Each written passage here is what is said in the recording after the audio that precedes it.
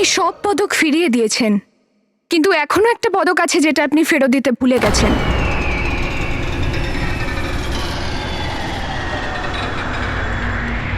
আমি ঠিক বুঝতে পারলাম না রাজকুমারী। আমি বুঝিয়ে দিচ্ছি।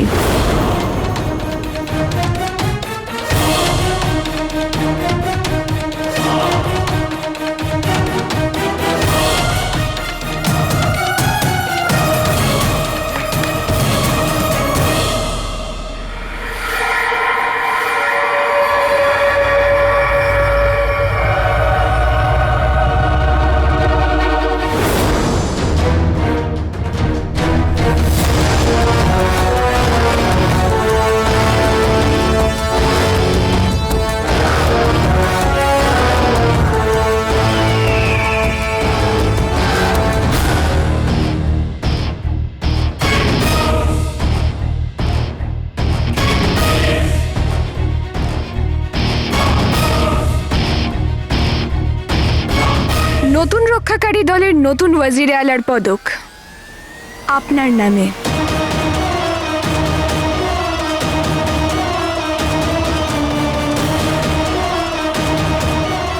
আপনি বাগদাদের ওয়াজিরে আলা ছিলেন আর ভবিষ্যতেও থাকবেন। অতি উত্তম, অতি উত্তম।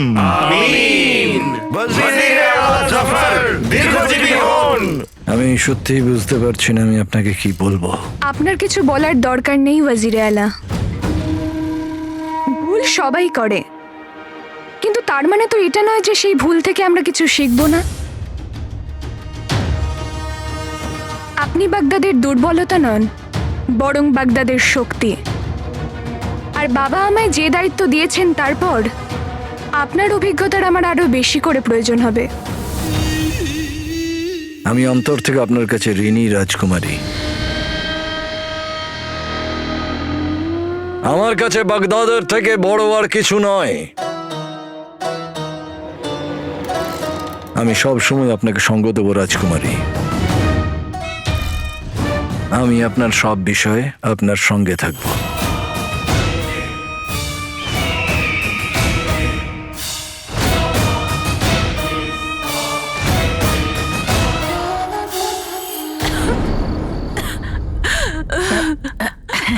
আরে রুকসার বোন আমার। আরে রুকসার, জল পরে হবে। তোর ছেলের চিন্তা কর, ও বেচারা। যদি তোর কিছু হয়ে যায় তাহলে আলাদিনের কি হবে? এক কাজ কর, এই কাগজটাতে একটা আঙুলের ছাপ। আরে শেখ জিনু, আসেন আসেন। ওঠো মা। মা, তুমি ঠিক আছো তো? সেটাই তো, কিভাবে কাশছে রুকসার।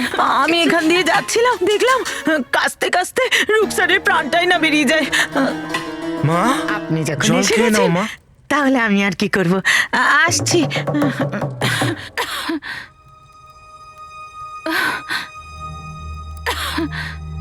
তুমি ঠিক আছো তো? হঠাৎ মন অস্থির হলো, কেমন যেন দম বন্ধ হয়ে গেছিল। মা, তুমি আবার বিশ্রাম করে নাও। না, জল খেয়ে নিয়েছি, এখন ঠিক আছে। কালো চোর, আজ তুই আবার বেঁচে পালিয়ে গেলি, কিন্তু ওমার তোকে ছাড়বে না।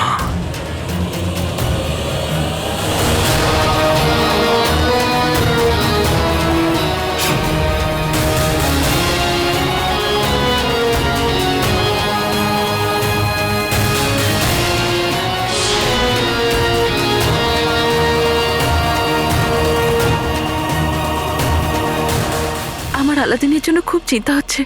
এত রাত হয়ে গেল, এখনো এলো না, কোথায় গেল? এক্ষুনি আসবে মা।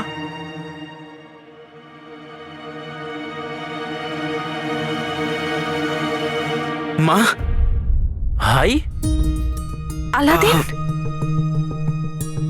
তুমি এত চোট পেলে কি করে? কি হয়েছে? কিছু হয়নি মা। রাস্তায় কিছু বদমাইশরা ধরেছিল, তো ওদের সাথে ঝগড়া হয়ে গেছে। তোকে কতবার বলেছি লোকেদের সাথে ঝামেলা করার কোনো প্রয়োজন নেই। দেখ কত লেগেছে। মা, যা করেছি নিজের আত্মরক্ষার জন্য করেছি, নয়তো ও আমাকে মেরেই ফেলতো। মরুক তোর শত্রু, পোকা পড়ুক মুখে ওই মানুষদের। যখন তোর বাবা ছিল তখন কারোর সাহস ছিল না এমন করার। পুরো বাগদাদের বদমাইশরা ভয় পেত তাকে। আর এখন দেখো, বদমাইশগুলোর আধিপত্য বেড়ে যাচ্ছে, কারোর কোনো ভয়ই নেই। আর ওই কালো চোর সকলের সামনে দিনে দুপুরে চুরি করে বেড়াচ্ছে। যদি তোর বাবা থাকতো তাহলে তার টুটিটা ধরে এমন মন মারতো, এমন মন মারতো। মা চুপ করো। তুমি এরকম ভাবে কেন বলছো? সেও তো কোনো মায়ের সন্তান। ওর তো মা। মা, তোমাকে ঈশ্বরের দিব্যি, তুমি ওকে যা ইচ্ছা বলো, কিন্তু ওর মাকে কিচ্ছু বলবে না। আমি বলতে চাইছি যে মা তো মা হয়, বলো। আমাদের দুনিয়ার সব মাকে সম্মান করা উচিত। কত বুদ্ধিমান হয়েছে আমার ছেলে। মা, যদি বুদ্ধিমান হতো আমার সঙ্গে আসতো, আমি তোকে বলেছিলাম, কিন্তু ও শুনলই না। আমি তোর কাটা জায়গায় ওষুধ দিয়ে দিচ্ছি। না মা, আমার খুব জোরে খিদে পেয়েছে, তুমি আমার জন্য কিছু খাবার বানিয়ে দাও। হ্যাঁ, এখনই আনছি। আমি তোমায় মলম লাগিয়ে দিচ্ছি, ততক্ষণ জল খাও।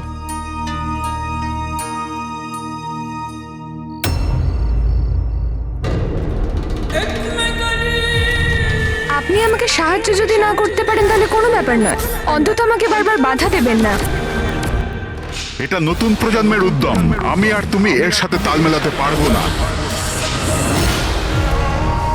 ব্যাস ওয়াজিরে আলা, আর একটাও কথা নয়।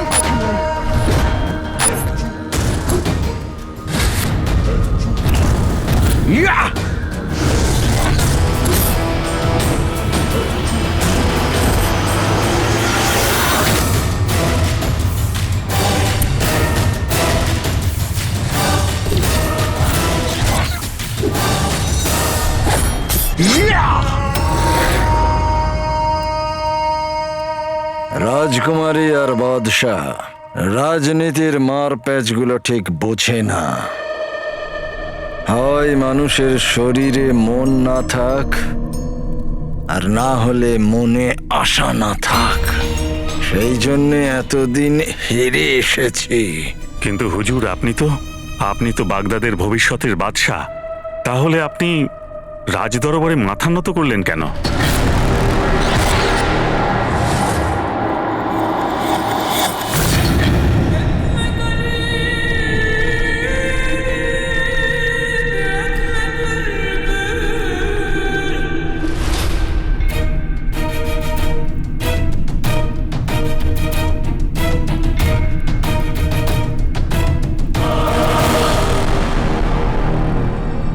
নিজের মাথা বাঁচানোর জন্যে মাথা নত করা আর নয়, বুদ্ধিমত্তা বলে তাকে।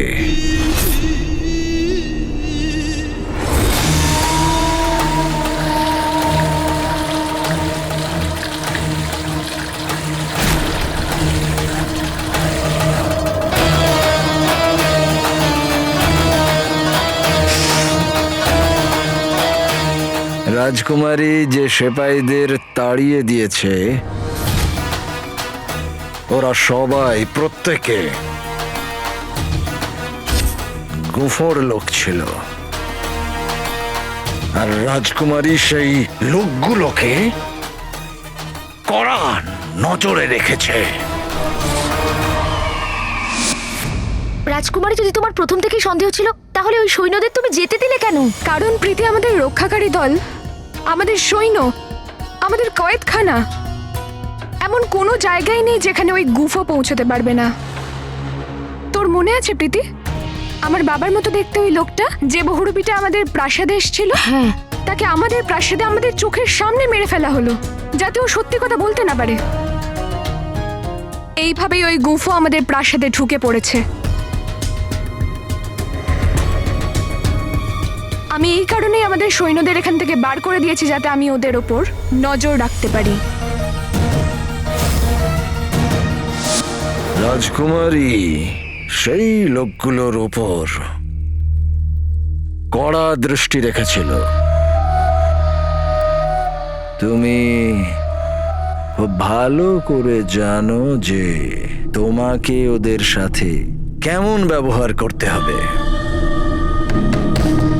ওই সবাইকে এমন ভয়ঙ্কর মৃত্যু দিও যাতে সবাই বলে, বাহ, দুর্ঘটনা। আজ্ঞে হুজুর, এরকমটাই হবে।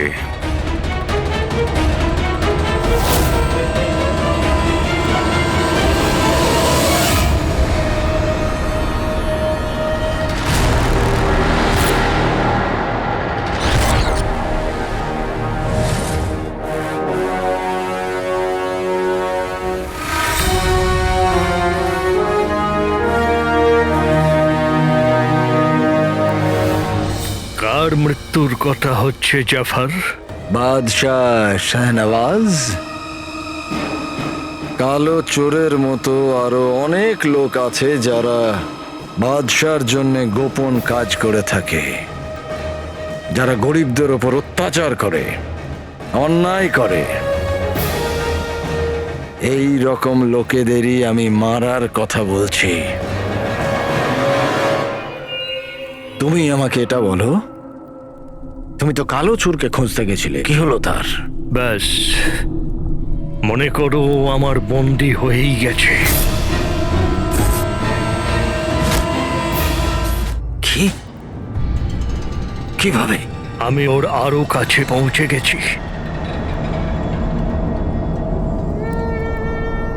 এই হলো ওর হাতের তকমা। এই আমাকে কালো চোরের কাছে পৌঁছে দেবে।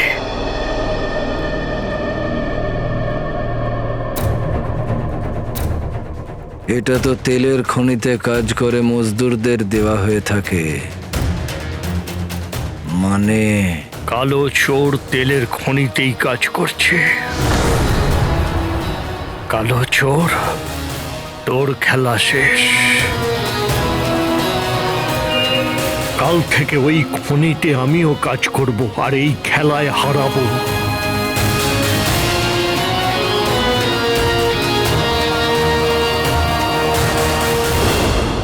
এখন এই ঘটনাটাকে কাকতালীয় না বলে আর কি বলা যায়? আমার লক্ষ্য ওই কালো চোর, ওমর আর রাজকুমারীর স্বপ্ন চারটি একটা জায়গায়। এবার আমার ওই তেলের খনিতে যাওয়াটা খুব দরকার। তেলের খনি, এসো সময় তাড়াতাড়ি, আসতে দাও। আমার এটা মনে হয় প্রীতি, যে গুফোর পরবর্তী লক্ষ্য তেলের খনি হবে। রাজকুমারী যদি এরকম হয়তো, মানে যদি তেলের খনি না হতো, তাহলে তো মহামান্য বাদশার স্বপ্ন ভেঙে যাবে। আর যদি মহামান্য বাদশার স্বপ্ন ভেঙে যায়, তাহলে তোমার স্বপ্ন ভেঙে যাবে। তোমার স্বপ্ন ভেঙে গেলে বাগদাদের স্বপ্ন ভেঙে যাবে।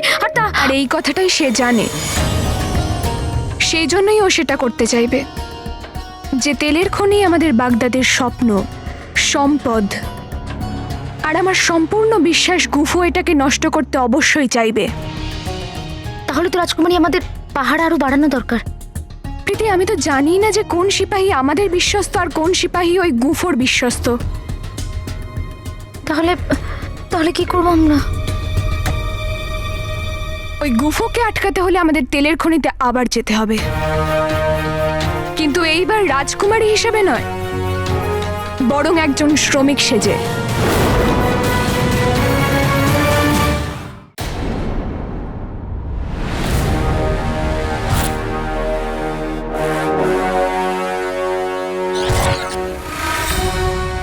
এবার সময় আছে অল্প, আর জীবন তোর বিপদে। তোর কাছের মানুষ এখানে এসে দাঁড়িয়েছে তোর সামনে।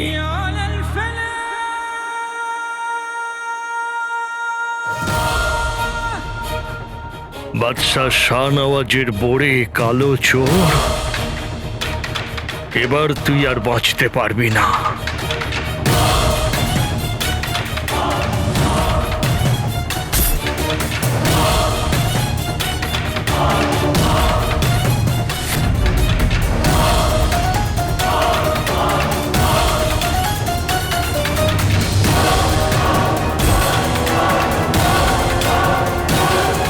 এরা সব খনিতে কাজ করার লোক। এত লোকের মধ্যে কালো চোরকে খুঁজে পাওয়া সহজ নয়। যেতে পারেন। হ্যাঁ, দাঁড়াও।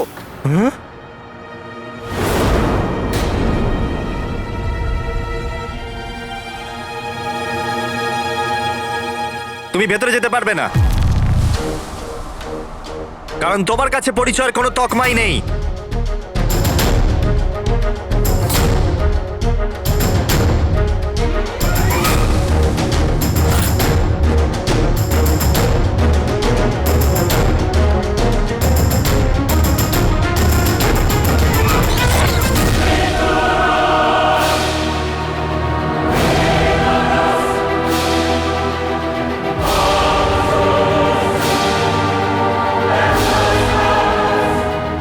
আক্কা, তোমার পরিচয় তকমাটা কোথায় গেল? জিনু, মনে হয় পাহাড়ের সাথে লড়াই করবার সময় তকমা ওখানেই পড়ে গেছে।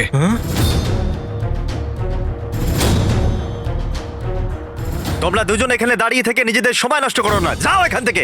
আচ্ছা দেখুন, ভদ্রভাবে কথা বলুন, এটা আমার ভাই। আর যদি ভদ্রভাবে না কথা বলি, এই এই এই এই এই!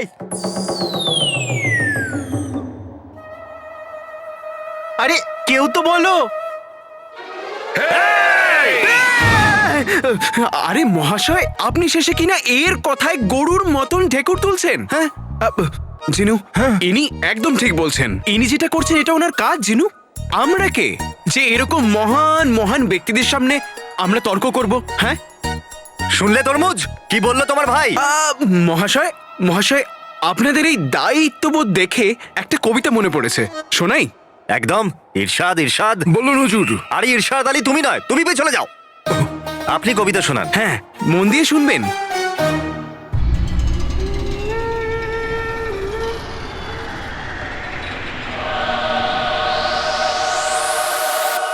কি প্রশংসা করব সেই বাঘের যে আমাদের তাড়িয়েছে, আসলে সে তো একটা বেড়াল যে পরে আফসোস করেছে।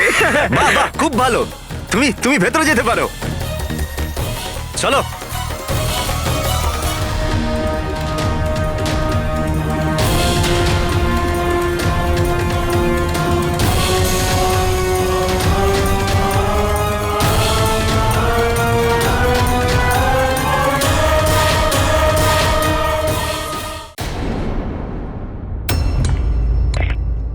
ঈশ্বরের কৃপায় গুল্লু এখানে নেই, নয়তো আরো বড় বিপদ আসতো।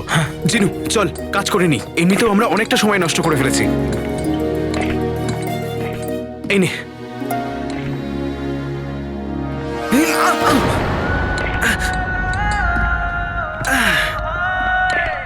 আক্কা, এবার তো আমার জাদু দিয়ে তোমার চোট সারিয়ে দিতে দাও, না হলে এভাবে কাজ করতে পারবে না। না জিনু, মা দেখলে মাকে উত্তর দেওয়াটা কঠিন হয়ে যাবে। কিন্তু আকা, তোমায় এত কষ্ট করে কাজ করতে দেখে আমার কষ্ট হচ্ছে।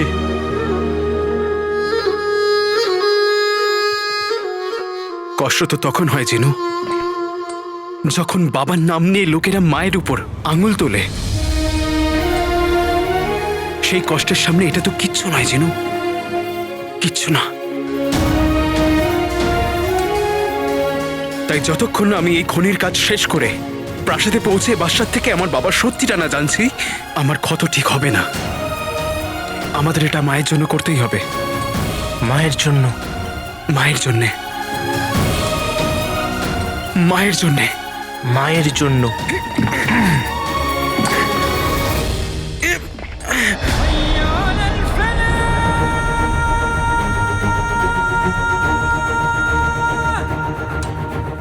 বাদশাহ শাহনওয়াজ অনেক গভীর ক্ষত দিয়েছে আমাকে। এই ক্ষত পূরণ করার প্রথম পদক্ষেপ কালো চোরকে দিয়েই শুরু হবে।